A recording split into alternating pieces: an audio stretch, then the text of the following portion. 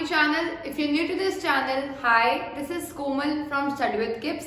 In our today's video, we'll discuss blue box questions or some in-text questions of class 10th chapter Magnetic Effects of Electric Current. So the first question on page 224 is, first question is, why does a compass needle get deflected when brought near a bar magnet? मतलब ये है एक compass needle के दो poles होंगे north south और एक है बार मैग्नेट के भी दो पोल्स होंगे नॉर्थ और साउथ। तो क्वेश्चन है हमारा, अगर कंपस नीडल बार मैग्नेट के पास आती है तो वो डिफ्लेक्ट क्यों होती है। अब अगर हम बार मैग्नेट की बात करें तो बार मैग्नेट क्योंकि एक मैग्नेट है तो इसके आसपास क्या होगी, इसकी मैग्नेटिक फील्ड, और इसकी मैग्नेटिक फील्ड के अंदर अगर हम किसी भी और मैग्नेट को लाते हैं, एक मैग्नेट के पास आप दूसरी मैग्नेट को लाओगे, उसकी मैग्नेटिक फील्ड में लाओगे, तो क्या होगा, ये मैग्नेट इस पे क्या एक्सर्ट करेगी, फोर्स एक्सर्ट करेगी। क्योंकि हमने अभी डिस्कस किया था कि ये है एक मैग्नेट, अगर एक मैग्नेट का जो एरिया होता है, जो उसका इलाका होता है जहां पे वो फोर्स एक्सर्ट कर सकता है किसी और पे, उस इलाके को बोलते हैं मैग्नेटिक फील्ड। अब उसमें आप किसी और मैग्नेट को लाओगे, अगर आप उसका नॉर्थ पोल ला रहे हो नॉर्थ के पास तो वो एक दूसरे को क्या करेंगे, रिपेल। साउथ पोल ला रहे हो साउथ के पास तो वो भी एक दूसरे को क्या करेंगे, रिपेल। पर अगर नॉर्थ को साउथ के पास लाओगे तो क्या होगी, अट्रैक्शन। तो नॉर्थ को साउथ के पास लाएंगे तो क्या होगी, अट्रैक्शन। अब मैंने आपको अभी बताया, अगर आपको इसका आंसर लिखना हो तो आप क्या लिखोगे, why does a compass needle gets deflected when brought near a bar magnet, because a compass needle is also a small magnet. सबको ये चीज क्लियर नहीं होती है कि कंपास नीडल जो होती है वो भी तो एक मैग्नेट ही है, और when we bring a magnet near the magnetic field और in the magnetic field of another magnet, it will experience a force on it. इस पे क्या लगेगा, फोर्स लगेगा। और क्योंकि इस पे फोर्स लगेगा, अब सोच के देखो, ये नॉर्थ पोल है, अगर यहाँ पर इसका नॉर्थ था तो ये इसको क्या करेगा, रिपेल करेगा, साउथ को क्या करेगा, अट्रैक्ट। तो ये नीडल डिफ्लेक्ट हो सकती है अपनी पोजीशन से।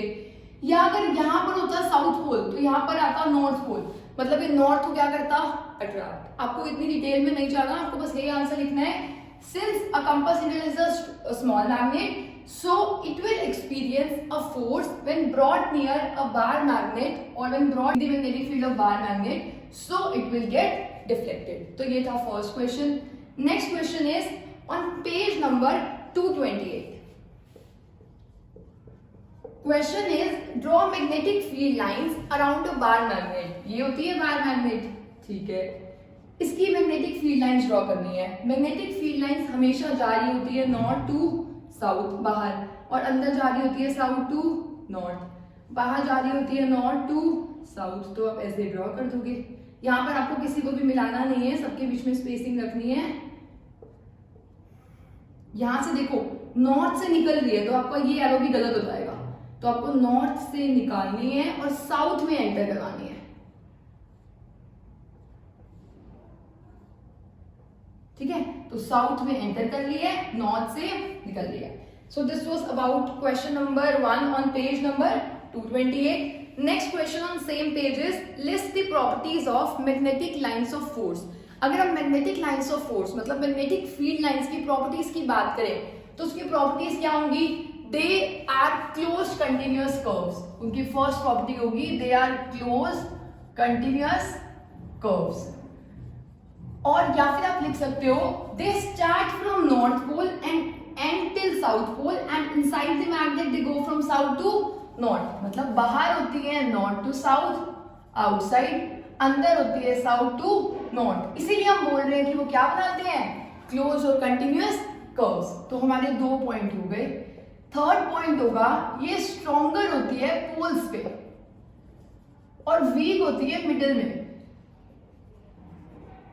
अगर आप देखो यहाँ पर अगर मैं और लाइन ड्रॉ करूं तो यहाँ पर देखो इतनी सारी लाइंस आई है, यहाँ पर इतनी दूर दूर लाइंस आई है, तो यहाँ पर मैग्नेटिक फील्ड वीक होती है और यहाँ पर मैग्नेटिक फील्ड कैसी होती है, स्ट्रॉन्ग। नेक्स्ट आएगा, they never intersect each other. ये कभी भी इंटरसेक्ट नहीं करते। इंटरसेक्ट करने का मतलब है, अगर मैंने ये एक मैग्नेटिक फील्ड लाइन ड्रॉ की है तो दूसरी मैग्नेटिक फील्ड लाइन यहाँ पर नहीं आ सकती। क्यों नहीं आ सकती, क्योंकि मैग्नेटिक फील्ड लाइन वो लाइन होती है जो हम ड्रॉ करते हैं कंपास नीडल से। आप सोचो यहाँ पर आपने प्लेस की कंपास नीडल, क्या कंपास नीडल एक पॉइंट पे दो जगह डिफ्लेक्ट हो सकती है? क्या कंपास नीडल यहाँ पर भी डिफ्लेक्ट होकर यहाँ पर डिफ्लेक्ट हो सकती है एक टाइम में? नहीं हो सकती। अगर कंपास नीडल एक टाइम में यही डिफ्लेक्ट हो रही है तो मैग्नेटिक फील्ड भी कहाँ जा रही होगी? इधर। अगर कंपास नीडल इधर डिफ्लेक्ट हो रही है तो मैग्नेटिक फील्ड भी कहाँ जा रही होगी? इधर। मतलब बेसिकली कंपास नीडल ही मैग्नेटिक फील्ड की डायरेक्शन बताती है। और क्योंकि एक पॉइंट पे compass needle can not show two directions, so this is practically not possible. और क्वेश्चन 3 भी यही है, why don't two magnetic lines of force intersect each other? तो मैंने आपको अभी बताया इंटरसेक्ट क्यों नहीं करते, because if it were possible, अगर ये पॉसिबल होता, then compass needle would have shown two directions at the same time, which is practically not possible. Next question is on page number 229 and 230.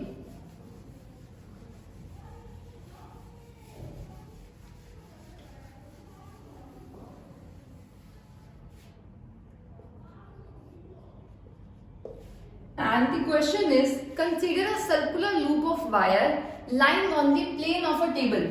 ये है एक table और यहाँ पे हमने कंसिडर करना है एक सर्कुलर लूप ऑफ वायर। तो ये हमने एक वायर कंसिडर कर ली, circular loop. Let the current pass through the loop clockwise, ऐसे क्लॉकवाइज करंट फ्लो कर रहा है। मेक श्योर जब आप ये वीडियो देख रहे हैं तो आपने मेरी एक चैप्टर, इस पूरे चैप्टर की जो मैंने वीडियो बनाई थी magnetic effects of electric current study with kids, आप वो वीडियो इससे पहले देख ले, क्योंकि क्वेश्चंस तब तक सॉल्व नहीं हो सकते जब तक चैप्टर की थोरो अंडरस्टैंडिंग ना हो। अगर आपको चैप्टर की अंडरस्टैंडिंग होगी तो आप उस वीडियो में देखोगे कि सारे क्वेश्चंस में आंसर कर चुकी हूँ और अब दोबारा कर रही हूँ ताकि आपको पता हो कि क्वेश्चंस की फॉर्म में कैसे आते हैं। तो ये क्वेश्चन बहुत बार आया है तो दिस इज इंपॉर्टेंट। उसने बोला है कि करंट पास कर रहा है क्लॉकवाइज। क्लॉकवाइज का मतलब होता है जैसे क्लॉक चलती है। क्लॉक कैसे चलती है? 12, फिर 1, फिर 2, फिर 3, फिर 4, 5, 6, मतलब ऐसे। तो करंट भी देखो इधर ही जा रहा है क्लॉक की डायरेक्शन में। Apply the right hand rule to find the direction of magnetic field inside and outside the loop. मतलब इनसाइड द लूप कैसी डायरेक्शन है और आउटसाइड द लूप कैसी डायरेक्शन है, हमें वो फाइंड आउट करनी है। ठीक है, तो कर लेते हैं। तो कैसे फाइंड आउट करेंगे? अगर आप इधर देखें तो करंट जा रहा है ऊपर, तो हम यूज करेंगे राइट हैंड थंब रूल, जो हम यूज करते हैं to find magnetic field due to straight current carrying conductor. ये स्ट्रेट है, यहाँ से ऊपर जा रहा है, तो यहाँ मैग्नेटिक फील्ड कहाँ आ रही है? अंदर। और यहाँ कहाँ आ रही है? बाहर। आप यहाँ पर प्लेस करो, अंदर, और यहाँ कहाँ आ रही है? बाहर। दोबारा से देखो, अंदर, और यहाँ कहाँ आ रही है? बाहर। तो एक सर्कल बनेगा पूरा कंप्लीट। तो यहाँ पर ऐसे सर्कल कंप्लीट होगा, यहाँ पर अंदर जा रही है, यहाँ पर बाहर जा रही है, यहाँ पर अंदर जा रही है और यहाँ पर बाहर जा रही है। आई होप आपको यहाँ तक क्लियर हुआ होगा।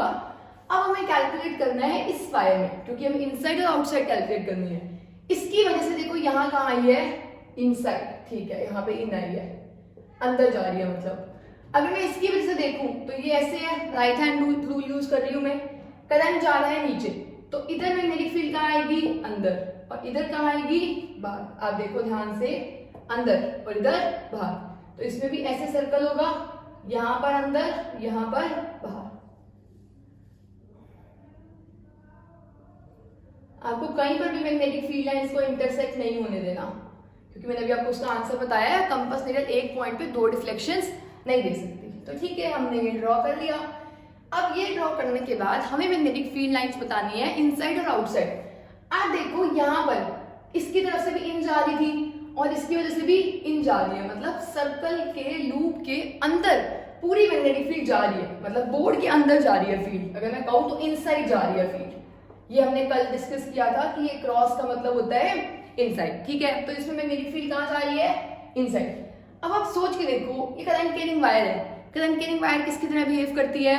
मैग्नेट की तरह। और मैग्नेट के इनसाइड कहाँ पे होती है? South to north. तो आप सोच सकते हो, क्योंकि ये अंदर जा रही है तो अंदर जाती है, मतलब किसी करंट कैरिंग लूप या मैग्नेट के अंदर जाती है साउथ टू नॉर्थ। तो ये पोल कौन सा होगा?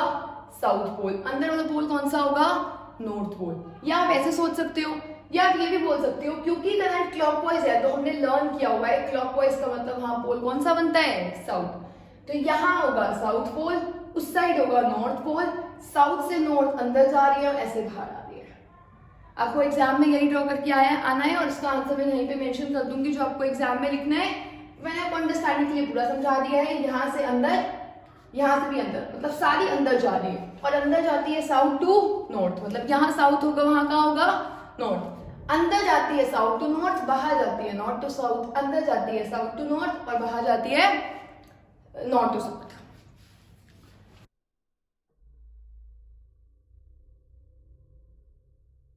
तो ये क्वेश्चन हमारा कंप्लीट हो गया है। Next question is magnetic field in a given region is uniform, draw the diagram to represent it. ये सीबीएसई 2013 में भी आया है और 14 में भी। Question is magnetic field is uniform. Uniform का मतलब है सेम है, हर जगह सेम है, तो इसके लिए डायग्राम बनता है पैरेलल एंड इक्विडिस्टेंट लाइंस, मतलब पैरेलल है और बराबर बराबर डिस्टेंस पे है। नेक्स्ट क्वेश्चन क्या है, magnetic field inside a long straight current carrying solenoid. हम यहीं पर डिस्कस करेंगे थर्ड क्वेश्चन को भी। Magnetic field inside a long current carrying solenoid, मतलब ये जो सोलेनॉइड है अगर ये करंट कैरी कर रहा है तो इसके अंदर जो मैग्नेटिक फील्ड होगी वो अगर आप डायग्राम में देखो तो बिल्कुल पैरेलल होती है, मतलब यूनिफॉर्म होती है। और पैरेलल का मतलब क्या होता है, यूनिफॉर्म। इसके 4 ऑप्शंस दिए हुए हैं। इज जीरो, क्या जीरो है अंदर, नहीं है। Magnetic field decreases as we move towards its end, कम हो रही है या इंक्रीज हो रही है। Fourth option is same at all points, क्योंकि ये पैरेलल है, इक्विडिस्टेंट है, तो हर जगह क्या होगा, same. So fourth option is the correct one. अब कई बुक्स में इसका आंसर गलत दिया हुआ है तो आपको ये सेम वाला ही आंसर मार्क करना है। Next question is on page number 231।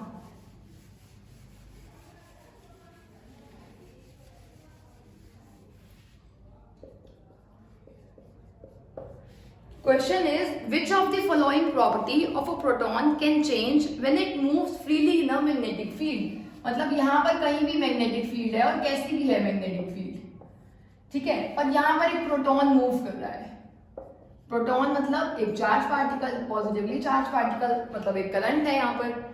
तो उस पे क्या चीज कांस्टेंट रहेगी या क्या, question is which can change, मतलब कौन सी क्वांटिटी चेंज होगी। First option is mass, next is speed, velocity और मोमेंटम। अब आप ना हायर क्लासेस में ये स्टडी करोगे इन क्लास 12 कि जो वेलोसिटी होती है जब ये एक चार्ज पार्टिकल मूव करता है मैग्नेटिक फील्ड के अंदर, उसका जो वर्क डन होता है वो 0 होता है। आपको ये भी लर्न नहीं करना, आपको क्या समझना है बस कि जब भी एक चार्ज पार्टिकल मैग्नेटिक फील्ड में मूव करता है, अगर वो पहले 10 से मूव कर रहा था तो वो भी कितने से मूव करेगा, 10 से। अगर वो पहले 20 से मूव कर रहा था तो वो भी कितने से मूव करेगा, 20 से। तो फिर ये करती क्या है मैग्नेटिक फील्ड, मैग्नेटिक फील्ड का रोल क्या होता है, चार्ज पार्टिकल पे मैग्नेटिक फील्ड सिर्फ उसकी डायरेक्शन चेंज करती है, क्योंकि हमने फोर्स देखा था उसमें फोर्स लगता है, फोर्स लगेगा तो क्या चेंज होगी, डायरेक्शन। पर क्या चेंज नहीं होती, क्या उसकी स्पीड चेंज होती है, नहीं होती। आप इस बात को ध्यान रखना क्योंकि आप 12th में पढ़ोगे कि स्पीड सेम रहती है, ठीक है। अब पहला ऑप्शन देखो मास, मास तो चेंज ही नहीं होगा, चार्ज पार्टिकल मूव ही तो कर रहा है, मूव करने से मास चेंज नहीं होगा, तो ये ऑप्शन गलत है। नेक्स्ट स्पीड, मैंने आपको भी एक्सप्लेन किया, स्पीड भी चेंज नहीं होती है। और अगर मैं आपको थोड़ा सा और डिटेल में बता भी दूं तो इसका वर्क डन 0 इसलिए होता है, पर आप ये बस एक बार देख लेना, पर ज्यादा इसके बारे में कुछ करना नहीं है। देखो आपने क्लास 9th में किया था, वर्क डन होता है फोर्स इनटू डिस्प्लेसमेंट। और आपने क्लास 9th में ये भी किया था कि अगर एंगल 90 डिग्री हो तो वर्क डन कितना होता है, 0। और आपने इस क्वेश्चन में देखा है कि फोर्स हमेशा 90 डिग्री के एंगल पे लगता है using Fleming's left hand rule, तो 90 डिग्री है तो वर्क कितना होगा, 0। क्लास 9th में आपने ये भी किया है, अगर वर्क डन 0 होता है तो वर्क डन होता है change in kinetic energy, kinetic energy का चेंज 0 है। अब काइनेटिक एनर्जी चेंज ही नहीं हो रही तो स्पीड भी क्या रहेगी, कांस्टेंट। ये मैंने आपको सिर्फ समझाने के लिए बता दिया है, अदरवाइज आपको ये यही पता होना चाहिए कि स्पीड 10 है तो बाद में कितनी रहेगी, 10। तो स्पीड चेंज नहीं होती, पर वेलोसिटी में स्पीड भी आती है और डायरेक्शन भी आती है। अगर स्पीड चेंज होगी तो वेलोसिटी चेंज होगी, अगर डायरेक्शन चेंज होगी तो भी वेलोसिटी चेंज होगी। क्योंकि इस केस में डायरेक्शन चेंज होगी तो वेलोसिटी भी चेंज होगी। और मोमेंटम होता है मास इनटू वेलोसिटी, क्योंकि मास चेंज नहीं हो रहा पर वेलोसिटी चेंज हो रही है तो मोमेंटम भी चेंज होगा। तो इस क्वेश्चन के दो करेक्ट आंसर्स हैं, velocity and momentum. Next question देखते हैं। In activity 13.7, how do we think that displacement of the road AB will be affected if, जो एक्टिविटी 13.7 है पहले आप उसे रीड कर लेना। आप उसमें देखोगे कि उसमें एक कंडक्टर प्लेस होता है मैग्नेटिक फील्ड में। यहाँ पर हमने एक कंडक्टर को प्लेस किया है और उस कंडक्टर में करंट कैरी हो रहा है। मतलब बस आपको मैंने थोड़ा सा समरी समझा दिया कि करंट कैरी हो रहा है इस कंडक्टर में, उस कंडक्टर को हमने सस्पेंड किया हुआ है, किसी से बांधा हुआ है, ठीक है। तो अब उसने कहा है जो ये रोड है, देखो ये मैग्नेट है, मैग्नेट में अगर किसी मैग्नेट में, मैग्नेट है तो उसके आसपास क्या होगी उसकी मैग्नेटिक फील्ड, मैग्नेटिक फील्ड है और ये करंट कैरिंग वायर है। करंट कैरिंग वायर एक मैग्नेट की तरह बिहेव करती है, ये भी एक मैग्नेट है। हमने फर्स्ट क्वेश्चन में डिस्कस किया था, एक मैग्नेट दूसरी मैग्नेट पे क्या लगाती है, फोर्स। तो फोर्स की वजह से ये रोड यहीं पर नहीं रहेगी, ये रोड डिस्प्लेस हो जाएगी। और डिस्प्लेस होने का जो फोर्स होता है उसे हम कैलकुलेट करते हैं by the formula BIL sin theta. आपको पहले फॉर्मूला पता होना चाहिए, where B is magnetic field, I is current, L is length of the conductor और थीटा होता है इन दोनों के बीच में एंगल। थीटा पे आपको ज्यादा डिस्कशन नहीं करनी है, क्लास 12 का टॉपिक है। First part is current in rod AB is increased. अगर इस रॉड में मैं करंट को इंक्रीज कर दूं तो फोर्स भी क्या हो जाएगा, इंक्रीज, डिस्प्लेसमेंट भी क्या हो जाएगी, increase. Second part is a stronger horse to magnet is used. अगर स्ट्रॉन्ग मैग्नेट को यूज कर रहे हैं तो मैग्नेटिक फील्ड इंक्रीज हो जाएगी, तब भी फोर्स क्या हो जाएगा, इंक्रीज, डिस्प्लेसमेंट इंक्रीज। थर्ड है लेंथ को इंक्रीज कर दे, लेंथ को इंक्रीज करेंगे तो फोर्स क्या हो जाएगा, इंक्रीज। ज्यादा फोर्स करेगा तो रॉड ज्यादा मूव करेगी। Next question, question 3।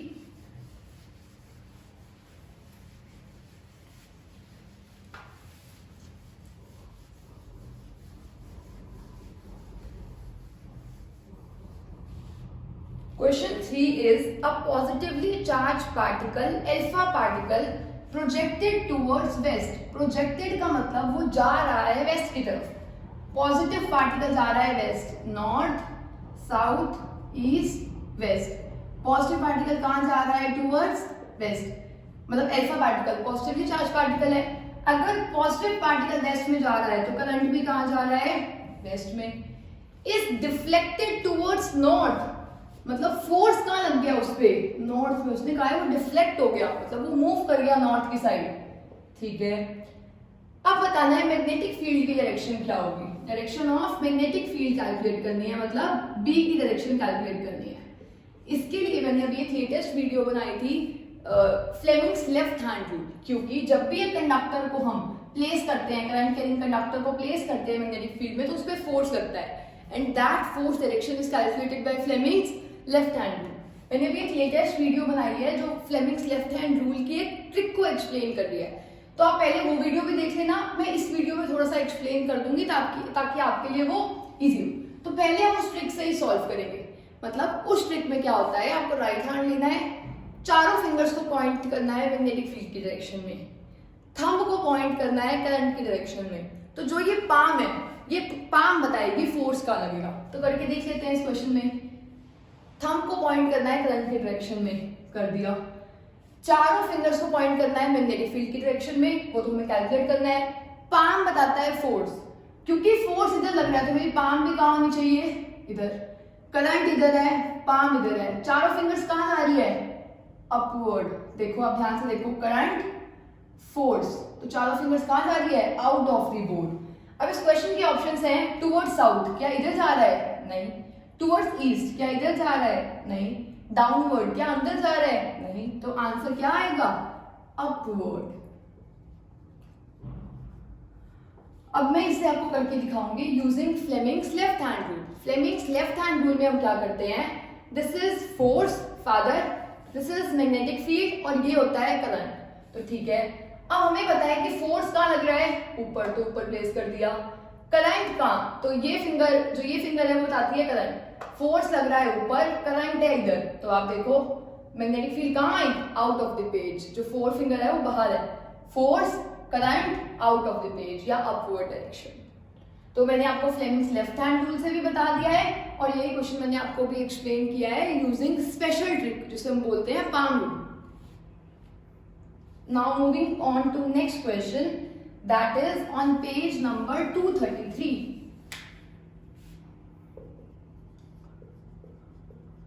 Question is straight Fleming's left hand rule. इसमें आप क्या स्ट्रेट करोगे, स्ट्रेच, अभी जो मैंने आपको रूल एक्सप्लेन किया है, stretch the thumb, the forefinger and the middle finger such that they are mutually perpendicular। mutually perpendicular का मतलब है इन दोनों में एंगल कितना बन रहा है 90, इन दोनों में एंगल कितना बन रहा है 90, इन दोनों में एंगल कितना बन रहा है 90, perpendicular है। such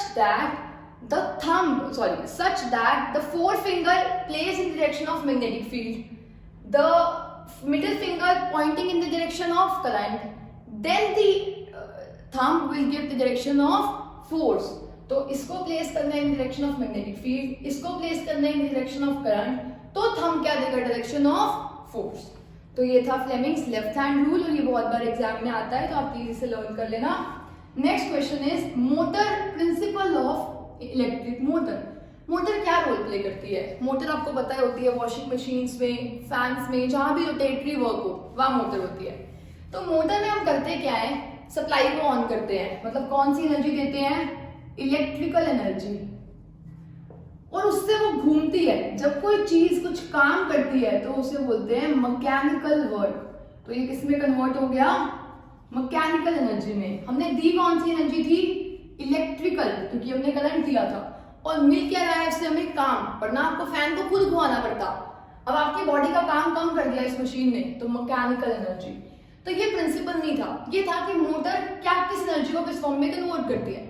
अब आप प्रिंसिपल क्या लिखोगे, आपको याद होगा मोटर ऐसे थी, नॉर्थ साउथ, यहाँ एक मैग्नेट लगी होती, यहाँ पे आर्मेचर होता है, यहाँ पर स्लिप रिंग्स होती है और ये कॉइल होती है, यहाँ ब्रशेस और ये करंट, ठीक है। अब प्रिंसिपल क्या होता है मोटर का, हम इसमें करंट सेंड करते हैं, तो करंट भेजा, अभी मैंने आपको बताया इलेक्ट्रिकल एनर्जी को मैकेनिकल एनर्जी में कन्वर्ट करना है, हमने भेजा करंट। और अभी मैंने आपको लास्ट टॉपिक में बताया था, एक करंट कैरिंग कंडक्टर को अगर हम मैग्नेटिक फील्ड में प्लेस करते हैं, करंट कैरिंग कंडक्टर को मैग्नेटिक फील्ड में प्लेस करते हैं, तो उस करंट कैरिंग कंडक्टर पे क्या लगता है, फोर्स लगेगा, तो ये घूमेगी।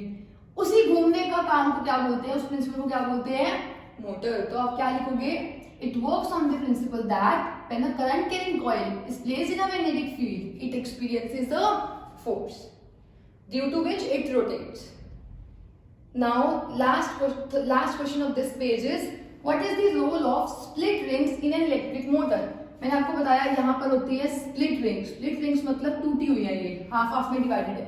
इनका काम क्या होता है, सबसे पहले तो आपको मोटर की वर्किंग बहुत अच्छे से एग्जाम के लिए लर्न करनी है। आर्मेचर का रोल क्या होता है, बैटरी का रोल, ब्रशेस का रोल, स्प्लिट रिंग्स का रोल, मैग्नेट का रोल, इन सब का रोल लर्न करना है। अब क्वेश्चन था स्प्लिट रिंग्स का रोल क्या होता है। जब आप मोटर की वर्किंग पढ़ोगे तो आपको समझ आएगा, स्प्लिट रिंग्स रिवर्स करती है करंट की डायरेक्शन को।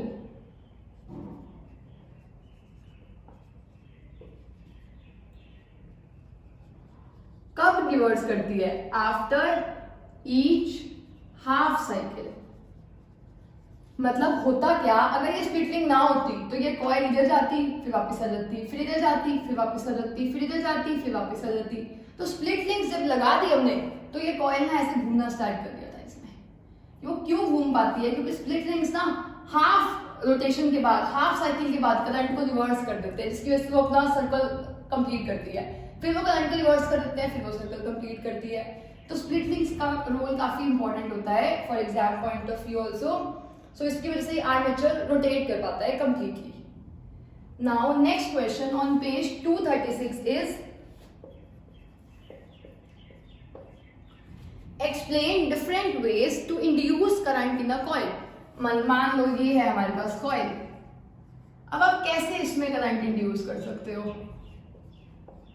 एक मैंने मैग्नेट ली, फर्स्ट मेथड होगा bring a magnet near coil, bring बोलेंगे या फिर बोलेंगे move a magnet near coil. देखो ये प्रोसेस होता है इलेक्ट्रोमैग्नेटिक इंडक्शन। इलेक्ट्रोमैग्नेटिक इंडक्शन का मतलब होता है जब ये मैग्नेट पास आएगी तो मैग्नेट के आसपास क्या होती है, मैग्नेटिक फील्ड लाइंस। जैसे वो पास आएगी इससे link magnetic field lines change होंगी। मैग्नेटिक फील्ड लाइंस जब चेंज होती है तो यहाँ पर करंट इंड्यूस होता है, जिसकी वजह से गैल्वेनोमीटर क्या शो करता है, डिफ्लेक्शन। ये फैराडे के दिमाग में आया था क्योंकि जब हमें पता चला करंट कैरिंग वायर मैग्नेट की तरह बिहेव करती है तो एक मैग्नेट से भी करंट मिलना चाहिए, तो उसने ना मैग्नेट को घुमाना शुरू कर दिया। घुमाने से देखा करंट मिल भी रहा था, तो बस उसने ये कंडीशन रखी कि करंट सिर्फ और सिर्फ तभी मिलेगा जब आप मैग्नेट को घुमाते रहोगे। अगर आप मैग्नेट को घुमाना रोक दोगे तो करंट मिलना भी बंद। तो आपको यहाँ पर सिर्फ मैग्नेट को लाके रखना नहीं है, मैग्नेट को क्या करते रहना है, मूव करना है। या सेकंड पॉइंट, मैग्नेट स्टेशनरी हो, कॉइल को मूव करते रहो।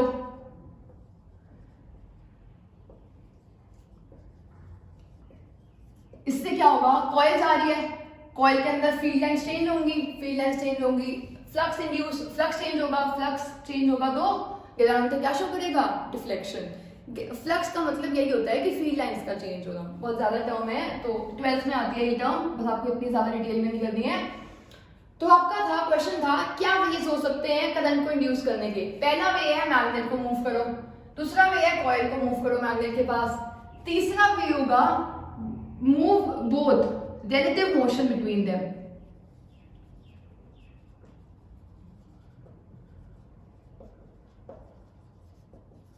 Relative motion between coil and the magnet. मान लो ये मूव कर रहे हो आप 2 की स्पीड से, ये मूव कर रहे हो 3 की स्पीड से या 4 की स्पीड से या 5 की स्पीड से, तो दोनों में अभी भी फील्ड लाइंस चेंज होंगी, फिर से क्या इंड्यूस होगा, करंट इंड्यूस होगा। या फिर अब तो आपने ये तो इंड्यूस कर लिया, 3 मेथड्स तो यही हो गए।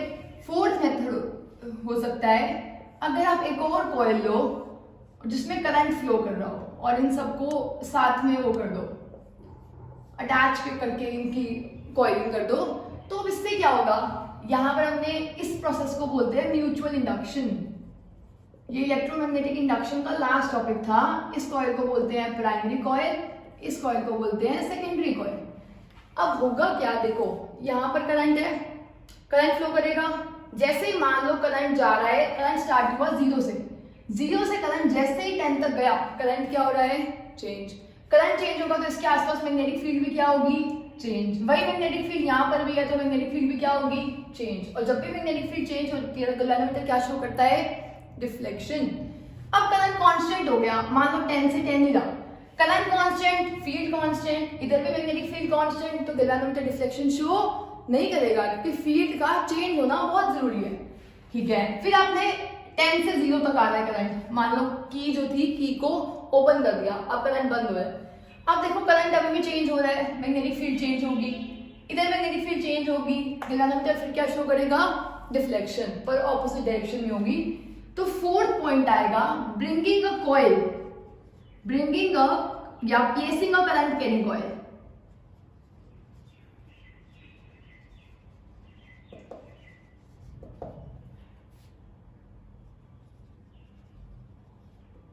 इन नेबरिंग कॉइल, मतलब इसके नेबरहुड में ही दूसरी कॉइल रख दो, जो ये म्यूचुअल इंडक्शन का प्रोसेस है। तो this is also important question. Generally हम क्या करते हैं, 4 बुक्स पढ़ने में रह जाते हैं और एनसीईआरटी के क्वेश्चंस को इग्नोर कर देते हैं, और board CBSE board strictly follow करता है एनसीईआरटी के क्वेश्चंस को। प्लीज आपको इन क्वेश्चंस में से किसी को भी इग्नोर नहीं करना। सो this was all about in text questions of this chapter magnetic effects of electric current. I hope आपको समझ आया होगा, मैंने क्वेश्चन के साथ उस कंसेप्ट को थोड़ा सा रिलेट करवाया है, पर फिर भी पूरी थोरो अंडरस्टैंडिंग के लिए you should watch that video also, magnetic effects of electric current, study with Gibbs. I'll also add the links in the comments below. So thanks for watching. I hope you all have a nice day. If you like this video, please share it with your friends as well. Thank you.